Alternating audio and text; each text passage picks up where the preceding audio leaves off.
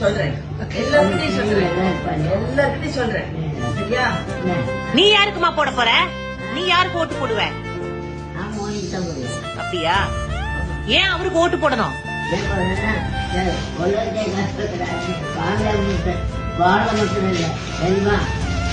அவருக்கு மகிழ்ச்சி வந்திருக்கிறார். நமக்கெல்லாம் தான் அனுப்பிச்சிருக்காரு கடவுள். கடவுள் கடவுள் படிக்கணும். பூர்வ ஜன்மா இதுதான் நான் அறிவிக்கிறேன்.